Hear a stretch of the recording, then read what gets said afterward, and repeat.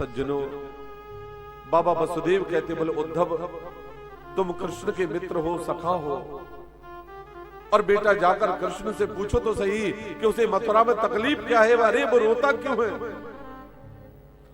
उद्धव जी कहते, बोले बाबा वसुदेव आप बिल्कुल चिंता मत करो। जैसे ही उद्धव जी ने प्रवेश किया कृष्ण के कक्ष में, उद्धव जी ने हाथ जोड़ लिए, बोले भगवान, एक मंत्री होने के नाते नहीं बल्कि एक मित्र होने के नाते आपसे व्यक्तिगत प्रश्न कर रहा हूं। भगवान ने कहा, बोले पूछिए। बोले ये बताइए आप रोते क्यों हैं? क्या हम मथुरा वालों से कोई गलती हो गई, अपराध बन गया? श्री कृष्ण खड़े हुए, उद्धव को गले लगाया और उद्धव से निवेदन किया, बोले जानना चाहते हो कि मैं रोता क्यों हूं? सो भगवान बोल पड़े,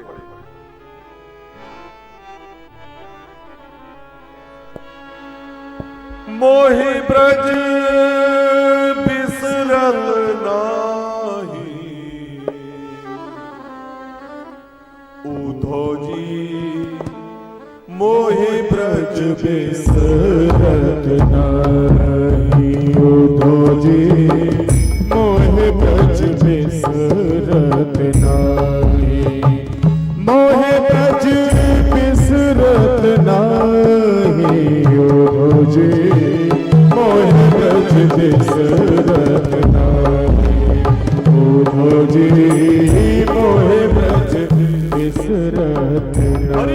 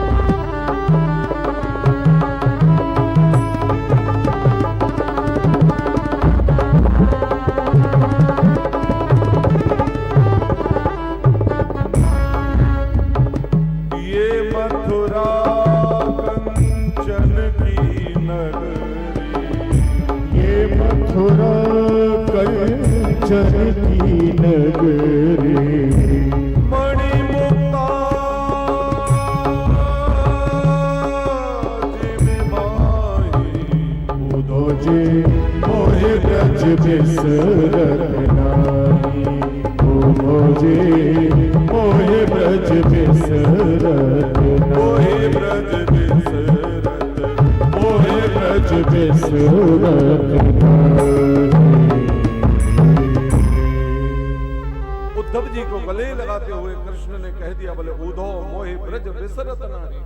अरे मुझे रह रह कर मेरे ब्रजमंडल का स्मरण होता है, याद आती है उद्धव।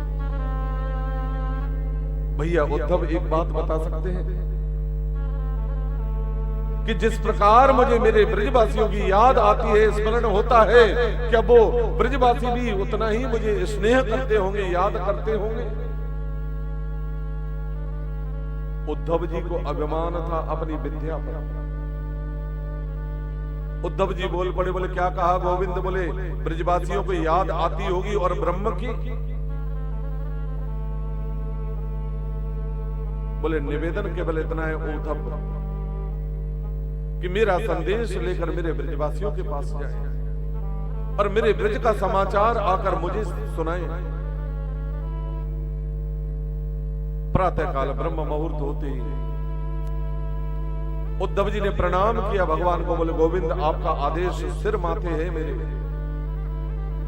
मैं ब्रजमंडल में जाऊंगा तो सही, लेकिन 1 घंटे से ज्यादा रुकने वाला नहीं। बोले उद्धव ये तो समय बताएगा कि तुम्हें 1 घंटा लगने वाला है ब्रज में कि 1 वर्ष व्यतीत होने वाला। बोले गोविंद जब अजहत लक्षण वाणी का मैं निरूपण करूंगा तो क्या इस वेद वेदांती भाषा को वो अनपढ़ ग्वारी ये समझ पाएंगे? भगवान कहते, बोले उद्धव आप जाइए तो सही। आज रथ सजाया उद्धव ने और प्रेम के प्रदेश ब्रज यात्रा पर निकल पड़े उद्धव जी। नित्य प्रति की भांति ये ब्रजवासी मथुरा वाले मार्ग में बैठे, इन्हें एक रथ आते हुए दिखाई दिया। मेरे भाई बहन, ये समस्त ब्रजवासी खड़े हुए एक दूसरे को गले लगाना आरंभ कर दिया, एक दूसरे को बधाई देना आरंभ कर दिया और कहने लग गए, अरे मैंने तो तुझसे पहले ही कही थी कि वो तारी को हमारे बगैर कहूं दूसरी जगह रह ही ना सके, और आज तो देखो मेरो भैया आए रहो है, मेरो कन्हैया आए रहो है। और जैसे ही ये रथ आया, इन समस्त ब्रजवासियों ने चारों ओर से घेर लिया इस रथ को। भगवान श्री सुखदेव स्वामी कहते हैं, परीक्षित, जैसे ही रथ का पर्दा खुला और कृष्ण के स्थान पर किसी और को देखा इन ब्रजवासियों ने,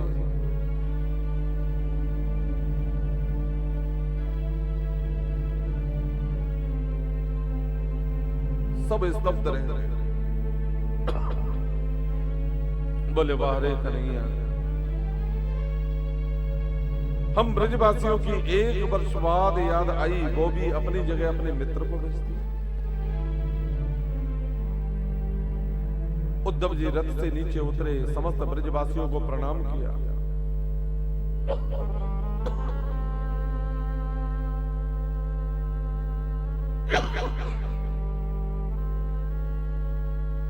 उद्धव जी ने हाथ जोड़कर प्रार्थना की इन ब्रजवासियों से, बोले भैया निवेदन केवल इतना है, क्या बता सकते हैं कि नंद भवन कहां पर है? बाबा नंद और जसोदा से मेरी भेंट कहां हो सकती है? ये समस्त ब्रजवासी बोल पड़े, बोले उद्धव ये बताना हम आवश्यक नहीं मानते कि नंद भवन कहां है। अरे ये जलधारा दिखाई देती है उद्धव आपको, इसके किनारे किनारे चले जाइए और जहां इस जलधारा का अंत दिखाई दे, समझ लेना वही नंद भवन है। लेकिन खबरदार उद्धव, ये कोई जल नहीं, कोई सरोवर नहीं। तो बोले फिर क्या है? बोले जिस दिन से हमारे प्राण वल्लभ श्री कृष्ण वृंदावन छोड़कर मथुरा गए हैं, हजारों लाखों गोपियां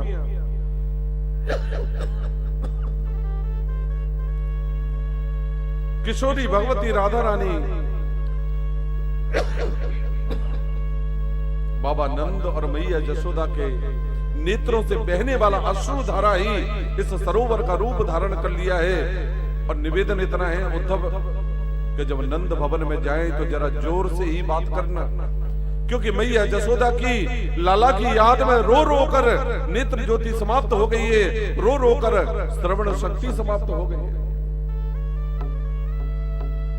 जैसे ही उद्धव जी ने नंद भवन में प्रवेश किया, नंद भवन के प्रत्येक कक्ष से उद्धव को एक ही ध्वनि सुनाई दी, जय श्री कृष्ण, जय श्री कृष्ण, जय श्री कृष्ण। उद्धव जी आश्चर्यचकित रह गए, बोले हे भगवान, इतना अद्भुत प्रेम तो मैंने संसार में कहीं नहीं देखा। जो ब्रजवासी जिन्हें मैं अनपढ़ ग्वारी समझता था, वो ब्रजवासी कृष्ण को अपने प्राणों से भी अधिक प्रेम करते हैं। आज रात्रि भर बैठकर बाबा नंद जसोदा के साथ सत्संग प्राप्त किया उद्धव जी ने, और प्रातः ही होते ही बाबा नंद जसोदा को प्रणाम किया और निवेदन किया, बोले बाबा क्या बता सकते हैं कि गोपियों से मेरी भेंट कहां पर हो सकती है? आज एक बगीचे में शांत भाव में किशोरी राधा रानी बैठी है, सम्मुख हजारों लाखों गोपियां बैठी हैं। बस शांत भाव में बैठे बैठे ये समस्त गोपियां केवल नेत्रों से अश्रु धारा बहाती रहती है। उद्धव जी एक झाड़ी के पीछे जाकर खड़े हो गए और इन गोपियों की वार्तालाप श्रवण करने लगे। एक गोपी आई, राधा रानी के चरणों में प्रणाम किया, बोले राधे, आज सपने में मैंने उस प्राण वल्लभ के दर्शन प्राप्त किए। वो मेरे सपने में आयो, मेरे बछड़न को खोल के भाग में लग गो, और जैसे मैंने कहा बोले ठहर, तो इतने में नींद खुल गई, फिर दर्शन नहीं कर पाए। एक गोपी बोली, बोले राधे, आज मैं जमुना जी पे जल भरने गई, पीछे पीछे नंद के लाला आए, और जैसे ही मैंने मुड़ के देखा ये बहरे ने नींद खुल गई, फिर दर्शन ही नहीं कर पाए। एक गोपी ने राधा रानी से निवेदन किया, बोले राधे, क्या उस प्राण प्रियतम प्राण वल्लभ श्री कृष्ण के आपको कभी स्वप्न में दर्शन प्राप्त हुए हैं? राधा रानी ने हाथ जोड़े गोपियों के, बोले जिन जिन गोपियों को स्वप्नवत प्राण वल्लभ श्री कृष्ण के दर्शन प्राप्त होते हैं, मैं राधा रानी प्रणाम करती हूं, लेकिन बहन मेरी परिस्थिति इस समय दूसरी बनी हुई है। और राधा रानी निवेदन करने लगी, बोले जिस दिन से मेरे प्राण वल्लभ श्री कृष्ण वृंदावन छोड़कर मथुरा गए हैं, बाद दिन से ये बैरिन नींद ही नहीं आई, और जब नींद आएगी नहीं तो स्वप्न कहां से देखूं, और जब स्वप्न नहीं दिखाई देगा तो दर्शन कहां से प्राप्त होगा। उद्धव जी इस बात को जैसे सुना, मन में विचार करते, बोले हे भगवान, इसका मतलब ये हुआ कि राधा रानी एक साल में एक भी दिन सोई नहीं है। झट से उद्धव जी गोपियों के मध्य में पहुंचे, गोपियों को प्रणाम किया, बोले देवियों, मैं कृष्ण का मित्र हूं, गुरु बृहस्पति का परम शिष्य हूं। निवेदन केवल इतना है आप समस्त गोपियों से कि जिस श्री कृष्ण को आप प्रियतम मानकर और चाहती हैं, पूजती हैं, ये सर्वदा अनुचित है। अरे अपने मन की वृत्ति को निर्गुणी ब्रह्म में लगाओ।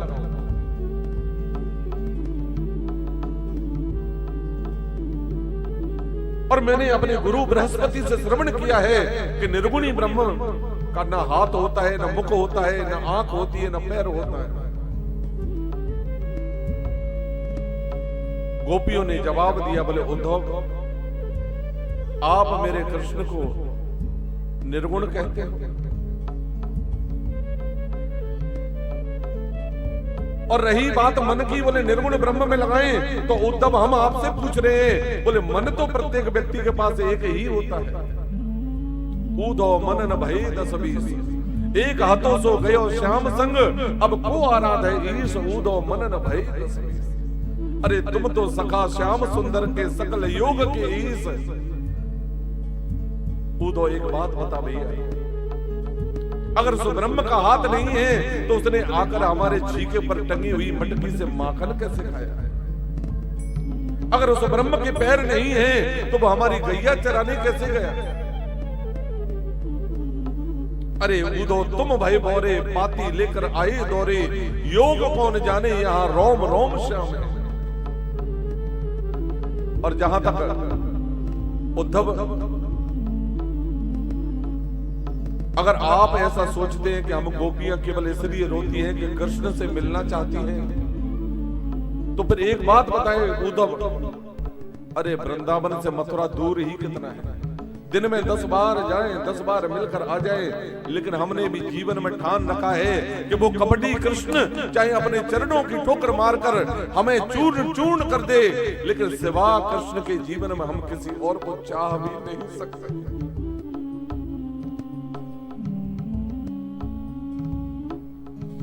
ये गोपियां कहती है, बोले उद्धव,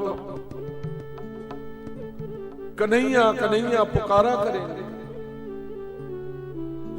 कन्हैया कन्हैया पुकारा करेंगे, लताओं में ब्रज की गुजारा करेंगे, कहीं तो मिलेंगे वो बांके बिहारी, उन्हीं के चरण चित लगाया करेंगे। सिवा श्री कृष्ण के उद्धव हम किसी को जीवन में चाह नहीं सकते।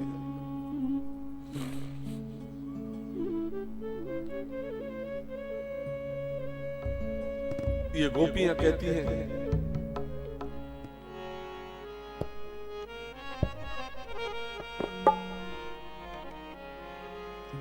ए ऊधो हमें ज्ञान की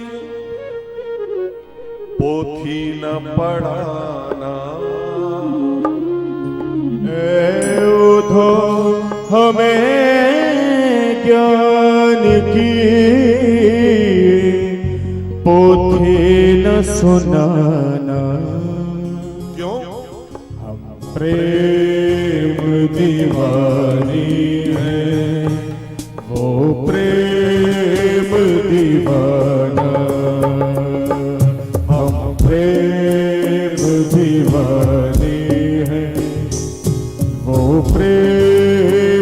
दीवाना प्यारे प्रेम दीवानी है वो प्रेम दीवाना है उधो हमें ज्ञान की पोथी ना सुनाना है उधो हमें ज्ञान की पोथी न सुनाना उधो हमें ज्ञान की पोथी न सुनाना उधो हमें ज्ञान की पोथी न सुनाना प्रेम दीवानी है वो प्रेम दीवाना हम प्रेम दीवानी है वो प्रेम दीवाना हे तन मन जीवन श्याम का हम लोग ताली बजाएं। श्याम हमारा काम तन मन जीवन श्याम का श्याम हमारा काम रोम रोम में रम रहा वो मतवाला श्याम रोम रोम में रम रहा वो मतवाला श्याम। अरे इस शरीर के एक एक रोम में कन्हैया निवास करता है। तेरे ज्ञान का स्थान है कहाँ? रोम रोम में रम रहा वो मतवाला श्याम रोम रोम में रम रहा वो मतवाला श्याम। इस तल में तेरे योग का इस तल में तेरे योग का नहीं है ठिकाना इस तल में तेरे योग का नहीं है ठिकाना इस तल में तेरे योग का नहीं है ठिकाना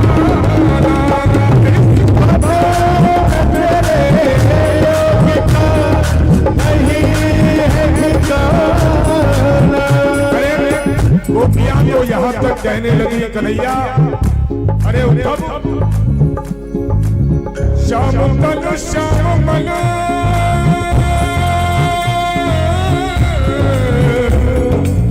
श्याम ही हमारो धन श्याम ही हमारो धन श्याम ही हमारो धन आठों याम उधो हमें श्याम ही सो काम है आठों याम उधो हमें श्याम ही सो काम है श्याम गति श्याम मति श्याम ही है प्राणपति आधे की शिला नरी आधार श्याम नाम है शिला नरी आधार श्याम नाम है। कन्हैया जिस तरह अंधे का सहारा उसकी लाठी होती है अरे उद्धव हमारे कन्हैया हमारे लिए वो लाठी है हम अंधे हैं कन्हैया के प्यार में और वो लाठी बन के जब हमें चलना सिखाता है तब हम चलते हैं श्याम गति श्याम मति श्याम ही है प्राणपति श्याम सुखदाई सो भलाई शोभा धाम है श्याम सुखदाई सो भलाई शोभा धाम। और साहब अभी गुरुदेव सरकार ने बताया है उद्धव के साथ में इतने अलंकार जुड़े हुए हैं कि अगर किसी व्यक्ति विशेष के साथ में जुड़ जाएं तो अभिमान कर सकता है। सबसे पहला अलंकार ये गुरु बृहस्पति के शिष्य हैं, ये कन्हैया के मित्र हैं और कन्हैया के सेनापति हैं। इन तीन तीन बड़े अलंकारों वाले विद्वान उद्धव से ब्रज की अनपढ़ गोपियां कह क्या रही हैं? पूछो तुम भय बोरे पाती लेके आए दौरे। अरे उद्धव तुम पागल हो गए हो जो पत्र लेके आ गए, कन्हैया को लेके नहीं आए। पूछो तुम भय बोरे पाती लेके आए दौरे।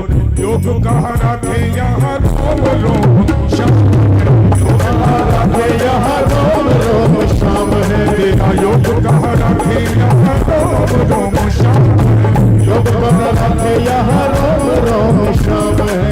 एक अंग के एक एक रोम में कन्हैया निवास करता है। और गोपियां तो यहाँ तक कह रही हैं, मेरे श्याम प्यारे पिया, मेरे श्याम प्यारे पिया, तुम बिन नहीं लागे जिया। प्यारे पिया, तुम बिन नहीं लागे जिया। कौन कौन कन्हैया से प्रेम करता है, हाथ उठा के बताओ। आज मैं इस बात को दावे के साथ कहता हूं कि ब्रजमोहन धाम कॉलोनी वृंदावन बन चुकी है। दोनों हाथ उठा के तालियां बजाते हुए गाइए इस बात को। मेरे श्याम प्यारे पिया, तुम बिन नहीं लागे जिया। श्याम प्यारे पिया, तुम बिन नहीं लागे जिया।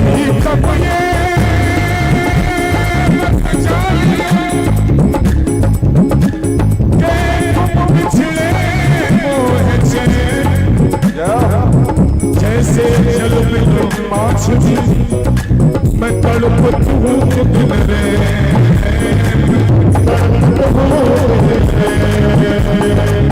तड़पत हो दिन रे। ये अनपढ़ गोपियां कह रही हैं, मेरे श्याम प्यारे पिया, तुम बिन नहीं लागे जिया। मेरे श्याम प्यारे पिया, तुम बिन नहीं लागे जिया। अरे ये कन्हैया कह के गया था, आज जा रहा हूँ, कल रुकूंगा, परसों वापस लौट के आऊंगा।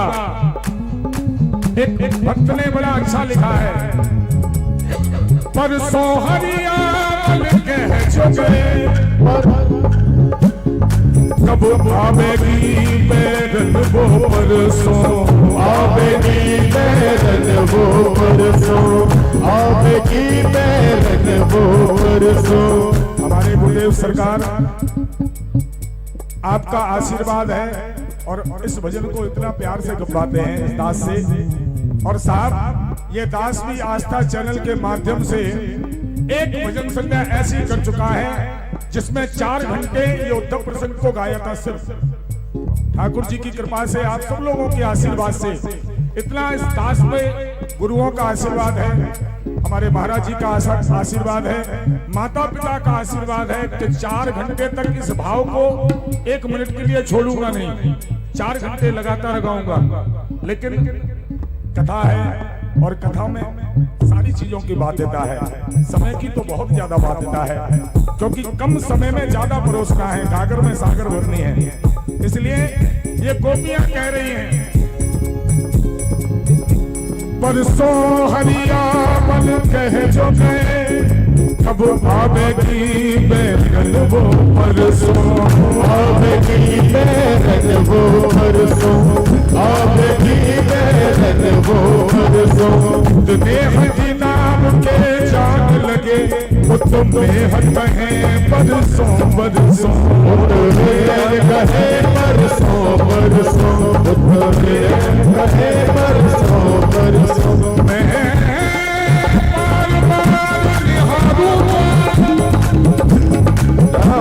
मेरो बने पिया तरसो तरसो, मेरो बने पिया तरसो तरसो। और किशोरी जी तो यहाँ तक कहने लगी, मेरो चित्त तो चाहत है उड़ जाऊं जहां सो, मेरो चित्त तो चाहत है उड़ जाऊं जहां सो, पर उड़ियो न जाए बिना परसों, पर उड़ियो न जाए बिना परसों, पर उड़ियो न जाए बिना परसों। परसों का वादा करके गए वो बरसों का वादा, करके गए वो अभी लौटने का इरादा नहीं। बरसों का वादा करके गए वो बरसों का वादा। इस अंतिम लाइन के साथ अपनी वाणी को विराम दूंगा। कहती हैं गोपियां, सोना है मधुबन तेरे बिन कन्हैया, सोना है मधुबन तेरे बिन कन्हैया, सोना है मधुबन तेरे बिन कन्हैया, सोना है मधुबन तेरे बिन कन्हैया, ओ बिना तेरे कोई हमारा नहीं, ओ बिना तेरे कोई हमारा नहीं, बिना तेरे कोई हमारा नहीं। एक बार सिर्फ आधे मिनट के लिए दोनों हाथ उठा लीजिए सभी और प्रेम से तालियां बजाते हुए गाइए। सवरिया आजा रे, सवरिया आजा रे, सवरिया आजा रे, सवरिया आजा रे, सवरिया आजा रे, सवरिया आजा रे, सवरिया आजा। बोल कृष्ण कन्हैया लाल की जय। मेरे भाई बहन, इन गोपियों ने रोते रोते उद्धव से निवेदन किया और गोपियों के नेत्रों से जो अश्रुपात हुआ मेरे भाई बहन, उसने एक भाव साम्राज्य का रूप धारण किया। उस भाव साम्राज्य ने एक भाव सागर का रूप धारण किया। इस भाव सागर में उद्धव जैसे ज्ञानी 7 महीने तक गोता लगाते रहे, ऊपर नीचे होते रहे। और 7 महीने बाद जब होश आया उद्धव को, तो अपने आप को गोपियों के चरणों में पाया। उद्धव निवेदन करते बोले, देवियों, अरे मैं तो आपके चरणों को भी प्रणाम करने योग्य नहीं हूं, बल्कि मैं तो आपके चरणों की धूली को प्रणाम करता हूं। आपसे निवेदन है और आपको वचन देता हूं कि वो कपटी कृष्ण सूर्यास्त बाद में होगा, पहले आपको यहां दर्शन देने आए।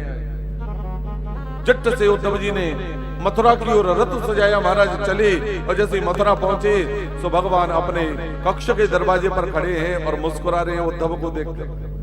बोले, आइए आइए ज्ञानी जी, वेलकम वेलकम, सुस्वागतम, पधारिए। उद्धव कहते हैं, बोले भगवान आपसे बड़ा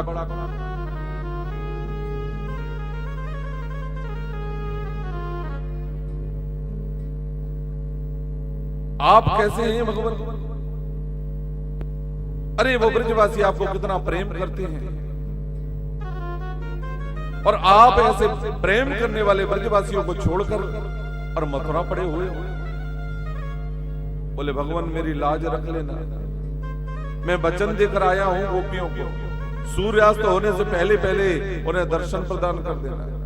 भगवान कहते बोले पहले अंदर तो आओ कक्ष में। और जैसे ही उद्धव जी ने भगवान के कक्ष में प्रवेश किया, भगवान ने कहा बोले 2 घड़ी के लिए नेत्र बंद करो उद्धव। और जैसे ही उद्धव जी ने नेत्र बंद किए, भगवान ने कहा बोले नेत्र खोलो। और जैसे ही नेत्र खोले उद्धव ने, उद्धव जी की आंखें फटी की फटी रह गई। बोले हे भगवान, ये क्या नाटक है आपका? हजारों लाखों गोपियां बीच में, युगल दरबार, राधा कृष्ण, कृष्ण के कक्ष में ही उद्धव जी को दर्शन हो रहे हैं। बोले उद्धव, आपको क्या लगता है कि मैं ब्रजवासियों से एक क्षण भी दूर रह सकता? ये तो मैंने सौगंध खाई है। ब्रजवासी बल्लभ सदा मेरे प्राण आधार, इनको कबहू न बिसारियों मोए नंद बाबा किया। मैं अपने ब्रजमंडल और ब्रजवासियों से एक क्षण भी दूर नहीं रह सकता। लेकिन हाँ उद्धव, तुम ज्ञानी तो थे, लेकिन ज्ञान पर जब तक प्रेम का पत्र नहीं चढ़ता वो ज्ञान अधूरा कहा गया है। और ब्रज से सुंदर आपके ज्ञान पर प्रेम का पत्र और कहीं चढ़ नहीं सकता था, इसलिए मैंने ब्रज यात्रा कराई।